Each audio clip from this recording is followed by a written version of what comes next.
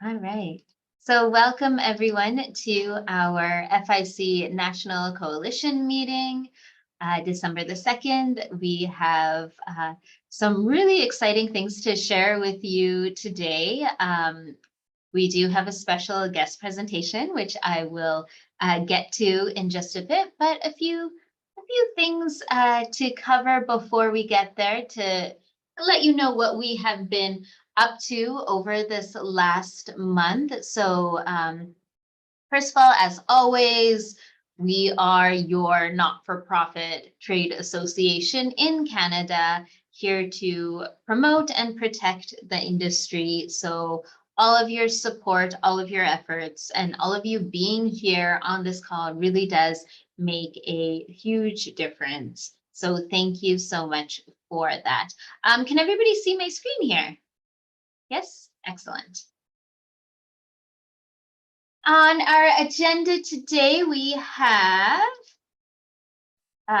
a government update, which we will always start with Chris and Sara, and then we will go into a little bit of a discussion on an opening that we have for our board of directors, and then we have a member exclusive highlight with Sheldon Guy, who is here with us, who will tell us about his phenomenal story. So I'll pass it over to Chris to go over some of the government updates that we have had this past month. All right. Thank you, Trisha. It's great to see everyone again on this Friday. A little bit warmer in Ottawa than Edmonton, so I'll take that. I will just run through a few things that we've been quite active over the last month or so, and Sara and Trisha can obviously pipe in here as well, because they participated in this outreach as well. So over the last month, we met with Holly Duggan, who is the stakeholder relations person in Pierre Poilievre's office. We met again with Pierre LeBlanc in finance, who's a finance department official. And we also met with MP Peter Fonseca, who is the chair of the finance committee. So maybe I'll kind of go through each meeting. So Holly Duggan was very interested in our proposal that we were talking about with her on the medical exemption. You can tell that meeting with the opposition is useful, and meeting with Holly was useful in that they have the ability to ask questions in the House and ask questions of the government of why they are doing something or why they are not doing something. And they're also in the process of gathering ideas for their future platform. As we know, there could be an election in the next year or so. So I felt that was quite a useful meeting to do with Holly, and to prep her and that office for what we're putting on the table. The meeting with Peter Fonseca, who is a Liberal MP, he's the chair of the finance committee, also a former Olympian marathon runner. So he was quite sympathetic to what we were again asking for, and we could count on him as being a supporter moving forward. Pierre LeBlanc is an individual that we've met with previously, and Sara and Trisha, feel free to pipe in here, but I want to say the meeting with Pierre went quite well. He's getting a better understanding of exactly what we're seeking with regard to the medical exemption, and seemed to be softening or coming around to his previous meeting that we had with him in July. So I don't know, Sara, Trisha, you had any thoughts on any of that? Yeah, I think that because this is our second meeting with Pierre in the last 4 or 5 months, maybe, I felt that this one was just deeper and more well received, and just showing the traction and how we move it forward. And I think that also our meeting with Peter was really, really helpful, in the sense that obviously, as a former Olympian, he was very, very supportive of us wanting to move anything that supports physical activity in Canada forward. But he was also really good with just, who he thinks we should talk to, when we should, how we can, you know, get in front of the finance committee and present to them. And he just had some really good, basically, tips for us. And that's what a lot of these calls are about. How do we unlock the next level in the game, right? How do we move from level 1 and slay that dragon, go to level 2, slay that dragon? And it's just about going all the way through. And it is a process, but it's helpful because some of them who really want to support what we do, they tell us how to unlock and kind of move to that next level. So I found that meeting particularly good for that. And our meeting with Holly, I thought, was very positive in that, you know, I think that this is definitely something that would be added to their platform. And if the Liberals continue to not accept it. So.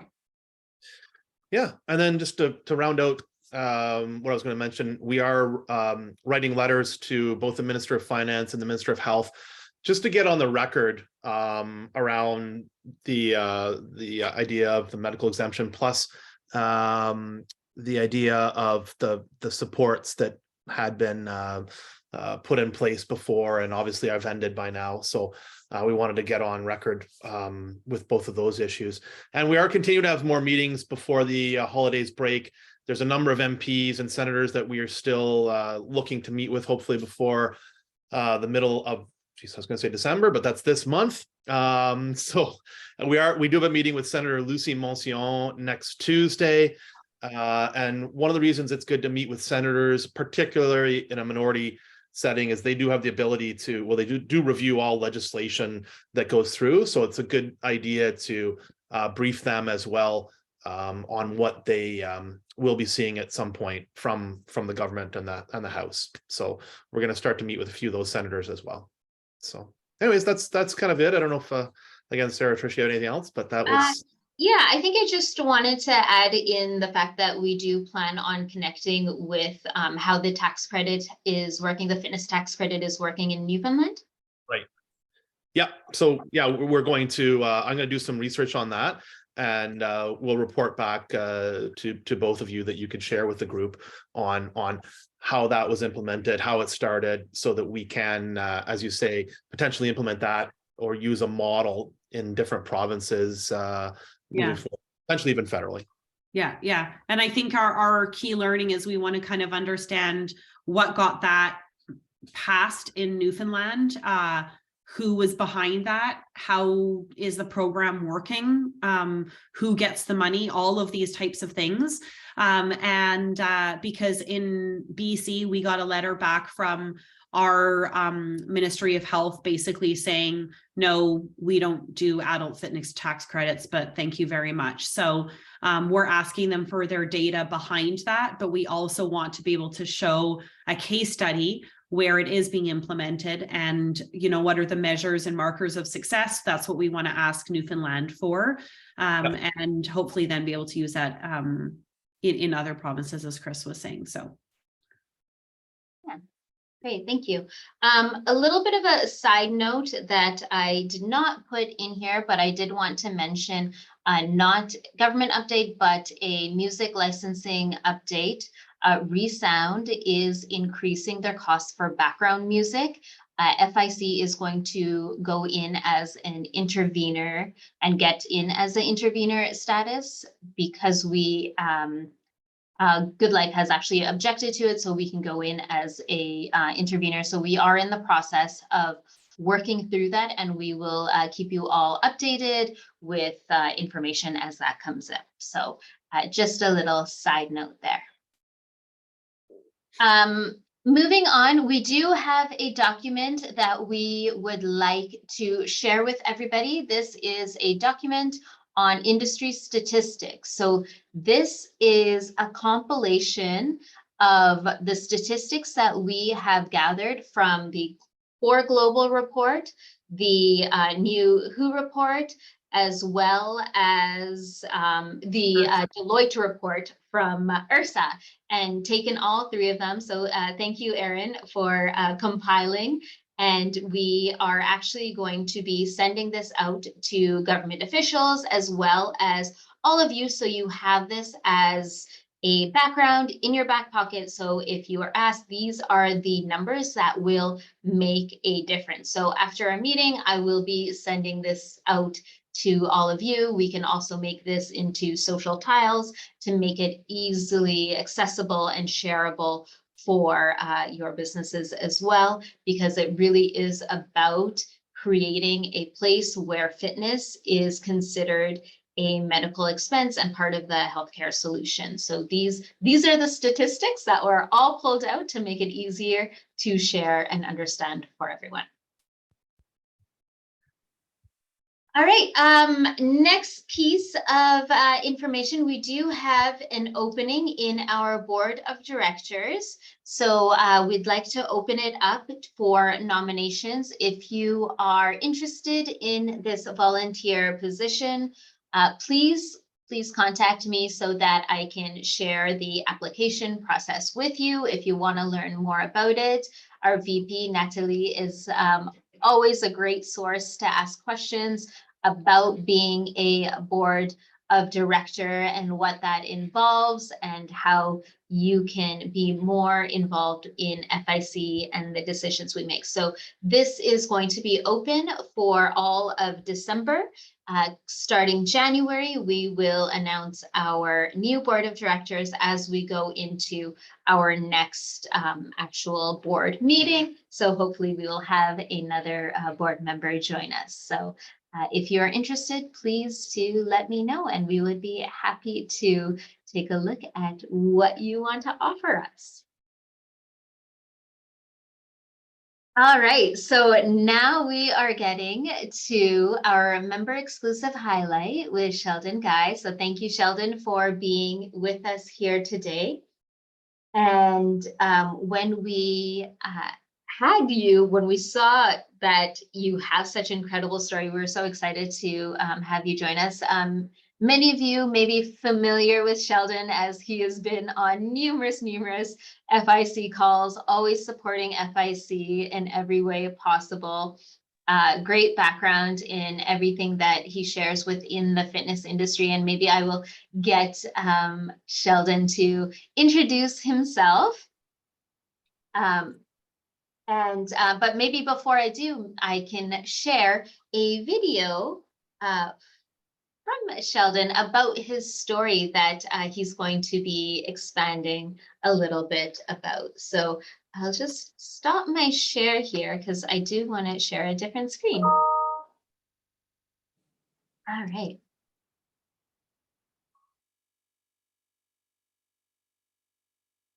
I was at peace. The gym was my serenity. Getting those basketballs was my serenity. That's why I tell people basketball saved my life.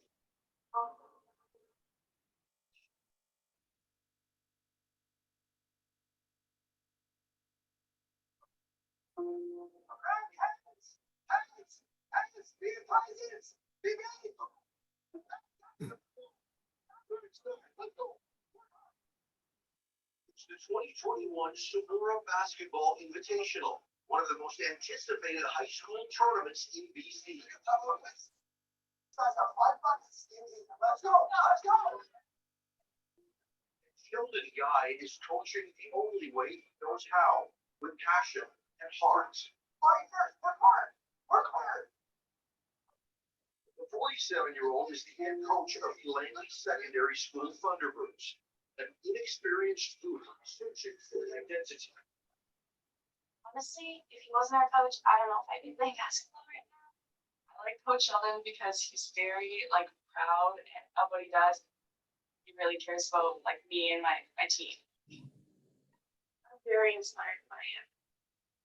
I think I have built a really good relationship with Coach Sheldon. He adores those girls. The days that he gets to go and coach are his best days, I think.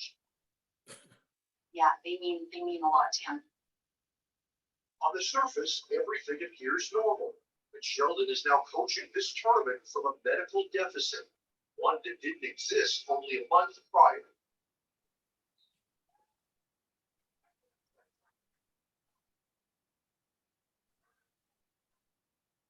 Thank you.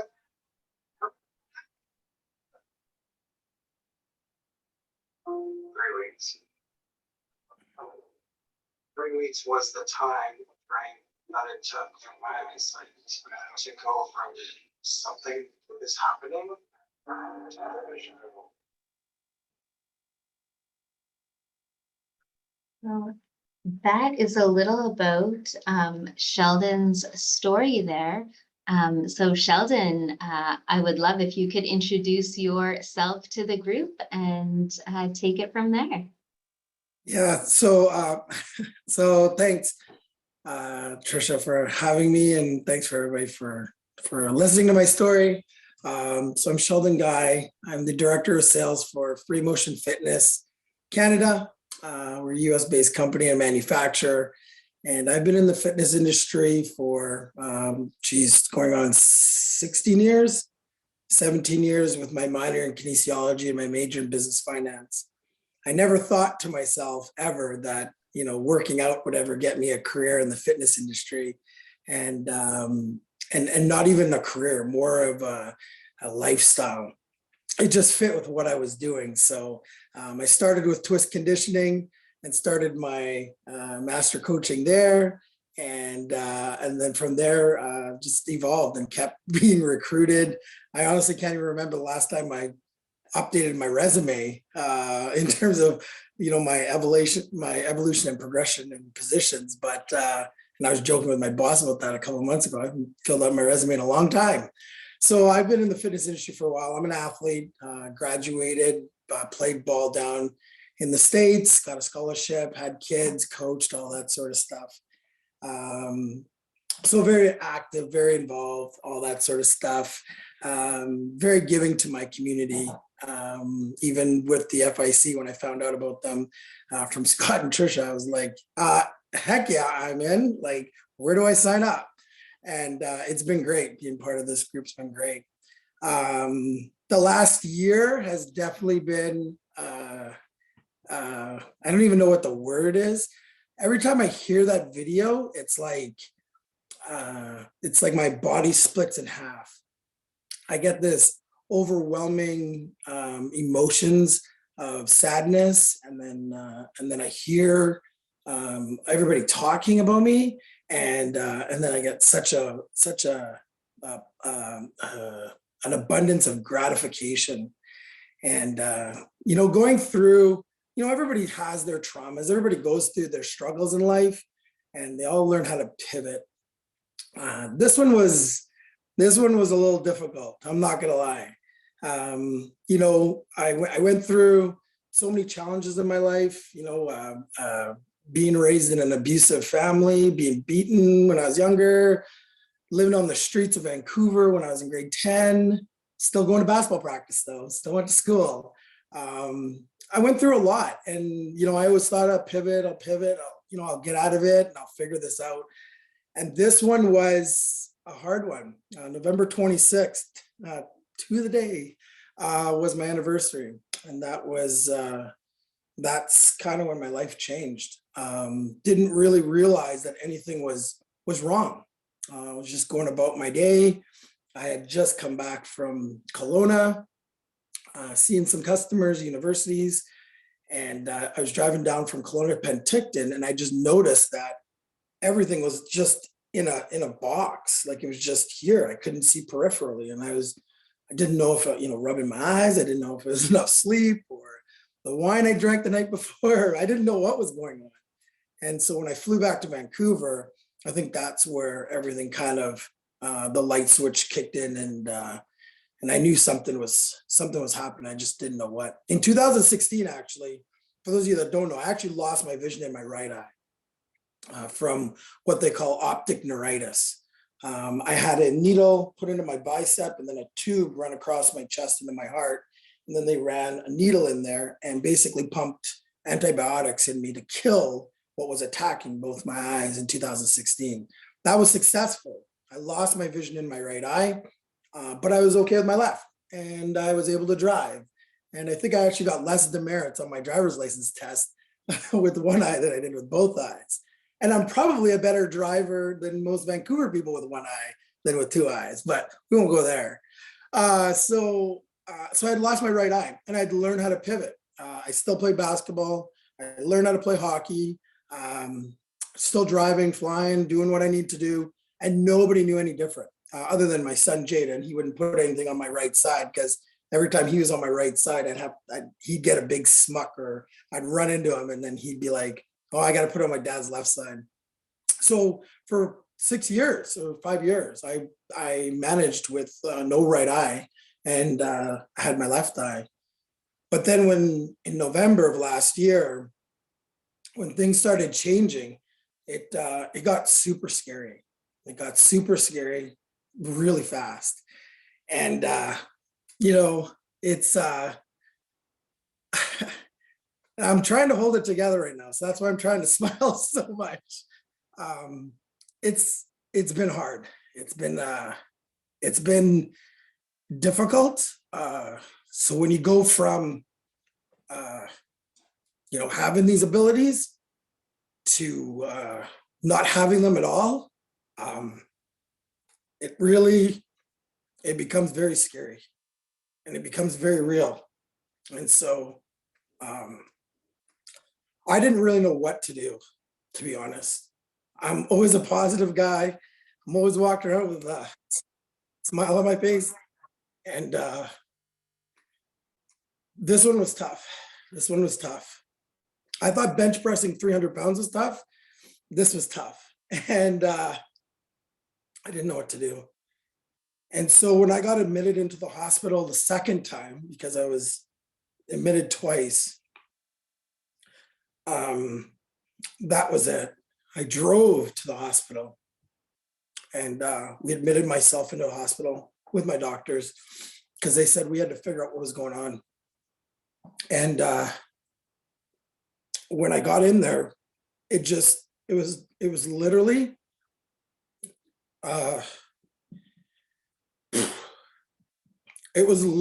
minute by minute.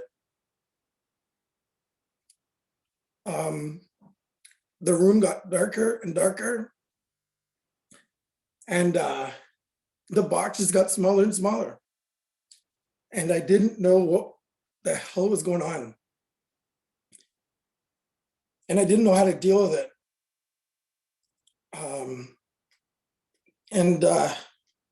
I went through tests. I went through all sorts of, different tests. 2 spinal taps, 4 MRIs, CAT scans, blood work, and nothing. They found absolutely nothing. They don't know why. I'm one in all of Canada right now, and they're trying to figure out if I'm one in North America that this has happened to. And it was probably, it was probably the scariest. It was probably the scariest time of my life because I literally had no control. I had no control. Just as an example, I just want everybody, whoever's on the call, I can't see, but just close your eyes. Just everybody close your eyes for 1 sec. And that's what I was faced with. Keep your eyes closed and just listen. That's what I was faced with. And not having the ability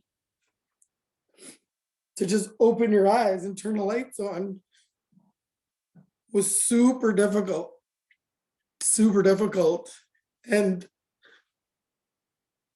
I guess that's what led me down so many different paths. You can open your eyes if you want. I can't. And that's my world right now. And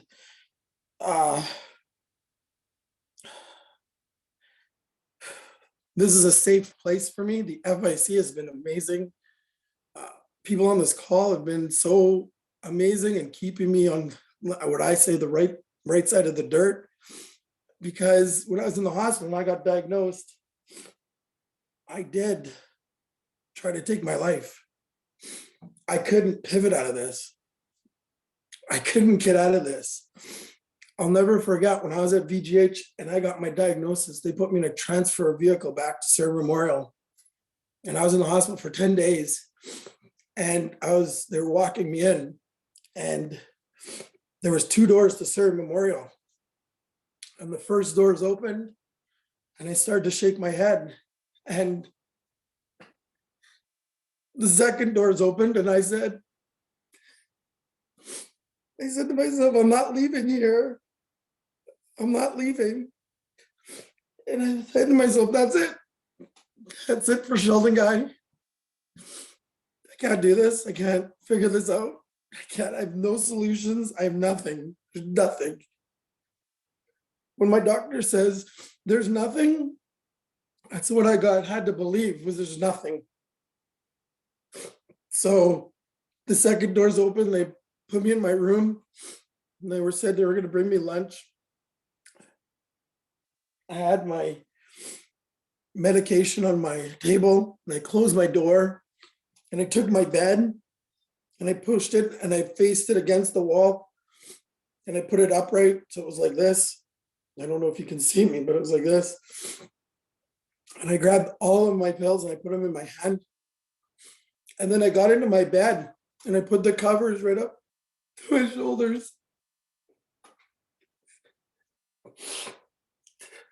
And I grabbed my phone, and I said, I put my pills in my left hand and had my phone in my right.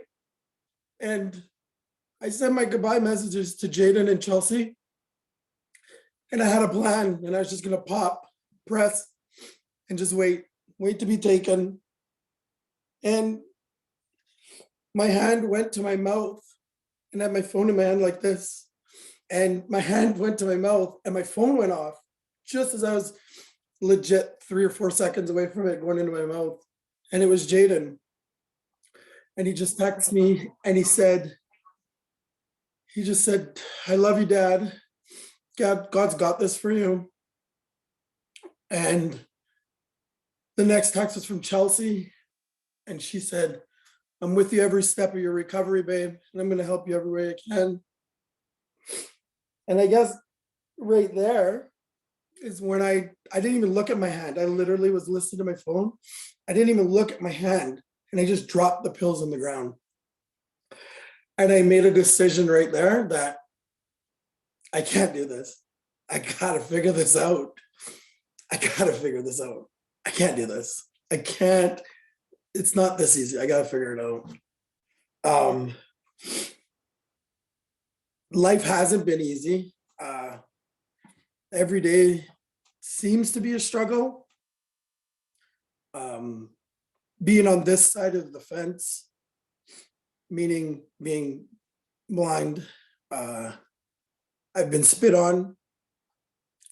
I've been pushed down at Costco. I've had at White Rock, I've had my stick kicked into the parking lot purposely by a young couple. I've been called the N-word, the blind N-word. It's been difficult. My friend group, I'm a pretty popular guy, I thought that people really liked hanging out with me. But when this happened, my friend group went from here to 3 or 4 people. I felt like a burden. I had difficulties asking for help the best of times. It's been a struggle. I've had to learn how to adapt. I've had to learn how to butter a piece of bread. Go home today, or if you're at home, try and butter your toast with your eyes closed. I'm pretty sure I've had butter all on my wrists from buttering my bread. Try and pour coffee into a coffee cup, or try and find the coffee cup. Try and find your phone when it's not placed in the right spot. It's been difficult. But the one thing that I will say through my story and through my journey is I'm learning how to pivot. I'm getting up each day, and I'm trying to figure out how I can be better than yesterday, whatever that is. Whether that's communicating, I'm learning how to type.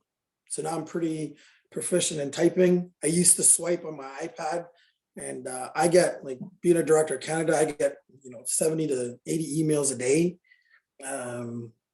When I first got out of the hospital, I could barely get 3 done. But I've progressed and I've pivoted. So then I was pretty good at getting through my emails. And then I got up to 70, back up to 70, and now I'm learning how to type. So now I'm back down to 16 because I type really slow, but I'm getting better. And I'm figuring some things out, where to put certain things in the house so I know where certain things are. And, I want to find out why this wall keeps popping out at me, because I don't know about this wall, but I keep running into it. And, I was just in Cuba just a couple of weeks ago, and it was super difficult. It was super difficult to be somewhere where you're supposed to be enjoying the tropicalness and the hot and the sand and the water. And I was actually humiliated, because I would walk past people and people would just laugh and point. And Chelsea was like, I feel like we're a circus. And so it's very difficult for me, because I'm an extrovert. I like people to like me. And when you get into a pool and people think that you have a disease and clear the pool, it doesn't make you feel great. So there's a lot of work to do out there in terms of accessibility and what that looks like. But for me, I've been able to persevere. I think it's okay not to be okay. And if you guys left this call with 2 messages, one would be, oh my God, I just saw Sheldon guy cry, would be one. And then the second one would be, it's okay not to be okay. And I'm trying to have much patience, much gentleness, much kindness to myself. And out of 7 days, if I have 5 good days and then I have 1 bad day, it's okay. I'm okay to have that bad day. I'm okay to let the emotions out if I need to and get it out. And, going forward, my company's been amazing support. FIC has been amazing. We had a get together, and, Carl orders me an Uber to come pick me up and take me all the way to Vancouver. And then he drives me back. Like, you can't dream about support like that. It was a hard thing to get into an Uber by myself, because I didn't know where the Uber was taking me, but Carl mapped me. He tracked me all the way to the restaurant and waited outside in the pouring rain for me. And so, when I was asked to talk about my story here, I look at all of you guys not as professionals. I look at you guys more as friends and family. I look at this as a safe place to be able to share my story, to be able to be vulnerable. I'm 6 feet, I'm 220. I'm a pretty tough guy. To be able to come on here and be a sobby, wet mess is, I think, is a testament. And it's a testament to all of you. I hope I'm pointing at all of you, but it's a testament to all of you and being part of this family. And I don't even think we're a committee. We're a family. We're a unit. We're moving as a unit. From a coach, we're a team. And, if we have Sara as our point guard, and Trisha's our off guard, and Chris is our power forward, and Carl's just taking stats, then, we need everybody, because Carl's no good at basketball, but we need everybody as part of the team. So I don't really feel like I look forward to these calls. I encourage a lot of my customers across Canada to be part of FIC, and I know some of them have become FIC members over the pandemic and going forward. So I really promote the FIC. But at the end of the day, I look at my story. I'm getting a lot of calls from TSN and W5 now have an agent for me to be a speaker. I'm doing TD Bank's Black History Month in February. I think I'm getting an award, a Courage to Comeback award. The gala is in Vancouver this year in front of 7,500 people. It's an award across Canada. So I'm being asked to do a lot more talking events, and I'm not good at it. I'm totally not good at it. I don't have a script or anything. I just go from the heart, and that's how God built me. He just told me to go from what goes from here to here, not run by a script. And even if I had a script, I couldn't even read the freaking thing anyway, so it doesn't even matter. So I have to go off of ad lib. So I appreciate you guys listening to my story. I was emailing and messaging Trisha. I was so nervous because I look up to each and every one of you guys. I look up to you guys. I listen. I take a lot of information that all you guys share. I try to be quiet when I need to be, because you guys are so informative and educational, and you all have power. And I look up to all of you. So I was nervous to be able to get on this call and kind of change the tides in terms of, the Christmas season to, oh, poor Sheldon. And I don't want you guys to think, oh, poor Sheldon, because I'm figuring it out. I'm figuring it out.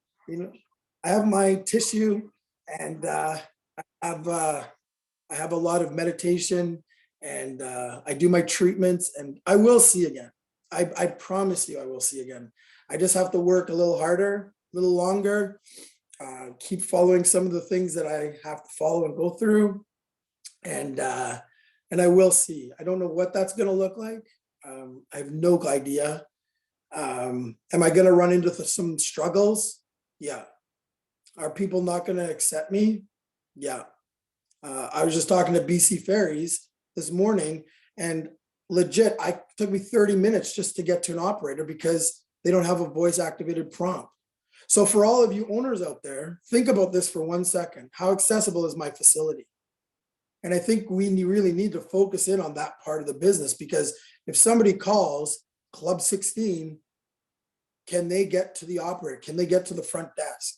And how easy is it to flip my phone into, for the reception, say 1 or press 1. For membership, press 2 or say 2.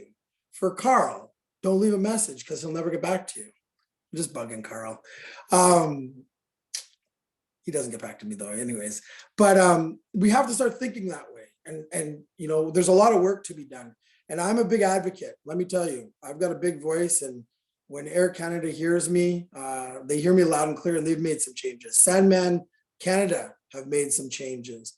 Rogers have made some changes, and they're just simple changes. But I tell them, when I come to Sandman, how do I press 0 to the operator? How do I turn on the lights? How do I control the temperature? How do I do these things? How do I turn on the TV? And then you get this, oh, it's like, yeah, so let's figure this out together. Nobody's to blame. Let's just figure this out. So at Free Motion, I'm actually on the board of accessibility committee, and we talk about all these sort of things, like taking our iFit and making it more accessible, so a person like me can swipe through and go to our programs. Our dual cable cross is our first accessible piece, so a person like myself with abilities, certain abilities, or somebody in a wheelchair with certain abilities can walk up to our piece of equipment and start working out like nobody's business. Jeff Arden, if he's on the call, I work out at his gym. And when I first started going back to the gym, it was difficult. People did not accept me. And when I told Jeff that, he was like, well, tell me who they are and I'm going to get them out of here. He's ready to revoke their membership. But now I'm just like, when I go into the gym, I just try to act like Sheldon.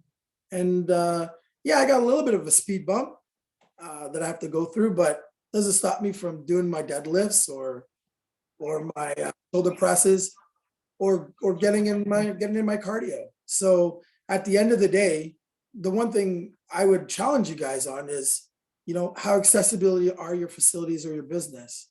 And if I walked in there, would I feel comfortable? And I think that's the bigger part. But the one thing I want everybody to take away from this call is it's okay not to be okay. And if you're having that day, it's totally fine. And we don't have to wear an S on our chest. I thought I did all the time. But when I went through this, I had to lean on a couple people, my son and Chelsea. And that was really hard because I was their Superman.